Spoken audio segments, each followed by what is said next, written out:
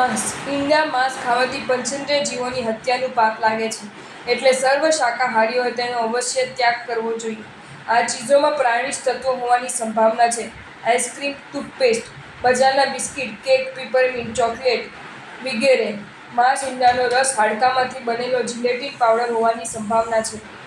Chinese પદાર્થો, cheese વિગેરેમાં પણ ઈંડા પ્રાણીજ તત્વો હોવાની સંભાવના છે. કેલ્શિયમની ગોળીમાં ઓયસ્ટર શેલ, દરિયાઈ પાણીનું કોચલું હોવાની શક્યતા છે. એલોપથી દવાઓ પ્રાણીજ તત્વોથી બનતી હોવાની સંભાવના છે. ફ્રૂટ સલાડમાં નખાતો કસ્ટર્ડ પાવડર, નાહવાના સાબુ, લિપસ્ટિક વગેરે કોસ્મેટિક પદાર્થો. કેપ્સ્યુલ જિલેટીનમાંથી બને છે, જે પ્રાણીજ હોવાની સંભાવના છે. કોલ્ડ ડ્રિંક્સમાં પણ પ્રાણીજ પદાર્થો હોય છે, તેવું American magazine the earth island journal જણાવે છે. બહારના ફરસાણોમાં ક્યારેક ચરબીવાળું તેલ વપરાય છે.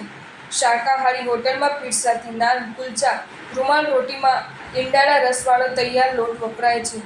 રબર જેવી પીપર, જાજબ્સ, એક્સ્ટ્રા સ્ટ્રોંગ સફેદ પીપર, જેલી ક્રિસ્ટલ, ત્રિરંગી જેલી આ બધામાં જેલેટીન હોવાની શક્યતા છે, જે પ્રાણીજ છે. ચ્યુઇંગ ગમમાં મટન તેલો અને હાડકાનો પાવડર હોવાની સંભાવના છે. નૂડલ્સ અને સૂપ પાવડર ક્યુબ્સમાં ચિકન ફ્લેવર હોવાની સંભાવના છે. નૂડલ્સમાં ઈંડા પણ આવે છે. ટૂથપેસ્ટમાં પ્રાણીજ ગ્લિસરીન હોવાની સંભાવના છે.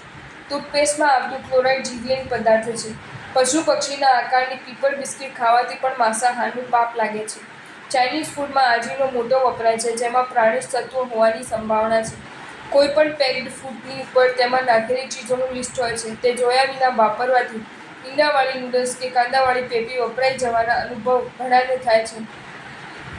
તમે જાણો છો કે તમે જીવતા બેઇન્દ્રિય જીવો ચાવી રહ્યા છો, જો તમે બાજારની કે જમણવાર વિગેરેમાં વાસી બંગાળી મીઠાઈ ખાઓ છો. કાચા માવાની મીઠાઈ, પેડા, બરફી, ગુલાબજાંબુ ખાઈ રહ્યા છો. કાચી ચાસણીની વાસી બુંદી લાડુ ખાઈ રહ્યા છો. જો તમને આ વિડીયો ગમ્યો હોય તો આ વિડીયોને લાઇક કરો અને શેર કરો, અને આવા જ નવા વિડીયો જોવા માટે જૈન ફેક્ટ્સ એન્ડ સ્ટોરીઝની ચેનલને સબસ્ક્રાઇબ કરો. ધન્યવાદ.